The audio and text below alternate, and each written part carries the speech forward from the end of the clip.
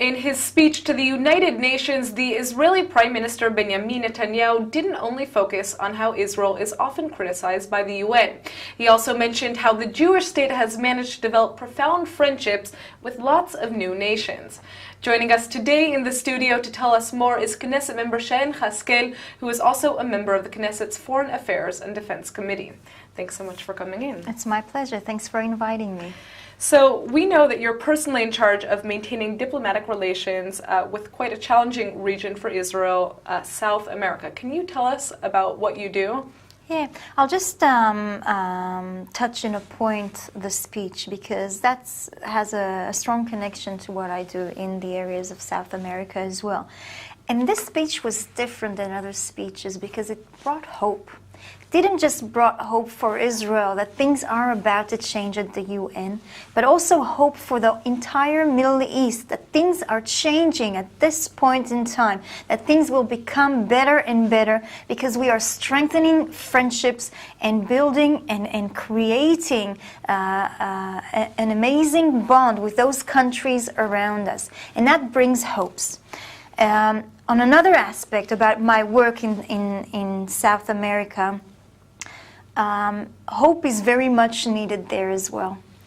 And I'll tell you, I was very disappointed. I visited there. I returned from a delegation last week to see how we can strengthen our friendship and our relationship with Chile. I'm the head of the friendship group between Israel and Chile, and one of my jobs are to see in what ways we can strengthen that. And there's a deep problem there that instead of creating hope in Chile, where there's one of the biggest community of Palestinians that are living outside of the Middle East, a lot of them are located in Chile. Instead of showing how the Jewish community and the Palestinian community can live side by side, the Palestinian community have exported the conflict to Chile. And you can see a very strong Palestinian lobby, Palestinian student association, Palestinian football group there as well. And how much propaganda and lies they are spreading about Israel, about the Jewish community in that country. It's very interesting. Now, I understand that in the beginning of this trip you received a negative reaction from some parliament members in Chile itself. You received a letter. Tell us about what happened. Well, 16 parliament members, while most of them are from Palestinian origin, condemned our visit, tried to prevent us from meeting ministers and officials. But I can tell you that our answer was that those meetings were in fact happening, that many of the ministers and high officials in the foreign ministry, in the agricultural ministry, etc., were meeting us. We met with the chairman of their parliament, where we were very much accepted in a warm and very warm and accepting way. Okay. Now, I understand that there's been increased activity by Islamist terror groups in South America, supported and funded by Iran, and not only in Chile, but also, bordering Argentina, Paraguay, Brazil. Why has this been happening? Why are we seeing this increase of, Islamist military presence? Well, unfortunately, this is one of the problems that we've got with Iran, where it's trying to spread its tentacles to every corner around the world. This is a global problem. I mean, this is a problem that the world is facing today. We're facing it here in the Middle East, and I hope it will not come to a reality, or South America has to face the same reality that we're facing today in the Middle East, where Iran is selling weapons, and sending money to militant groups, to terrorist organizations, to try and take over certain parts, to spread their extremist point of view upon our values and our societies. And you can see there's about now 40 centers that Iran has now as points in South America, and that's quite dangerous.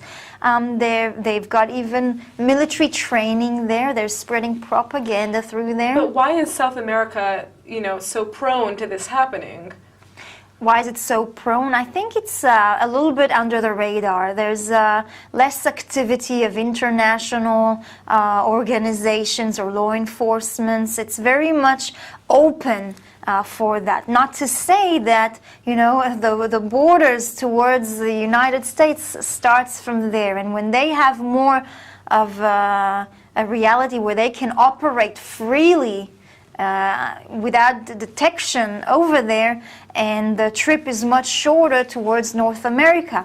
I can tell you that even in Canada there was a huge problem where there was one of their biggest centers in Canada. And they are facing this problem as well. They're fighting that too. I mean, these are centers of Hezbollah. These are centers of Iran. You know, some of them are undercovered by Islamic cultural centers.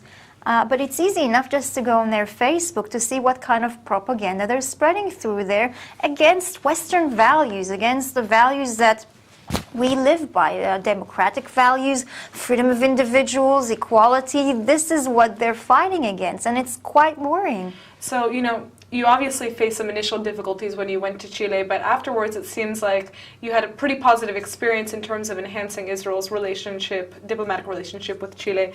What does the future hold for Israel, Israel's diplomatic status in South America? Well, we are trying to strengthen the ties with many countries, especially with Chile. I mean, Chile is an economical power in South America. That's firstly. It's one of the most stable countries around this area as well. So it's very important for us to see how we can strengthen our relationships. I think there's a lot of things that they can benefit from what Israel's exporting and its technology, and we can also benefit from many things that Chile exports as well.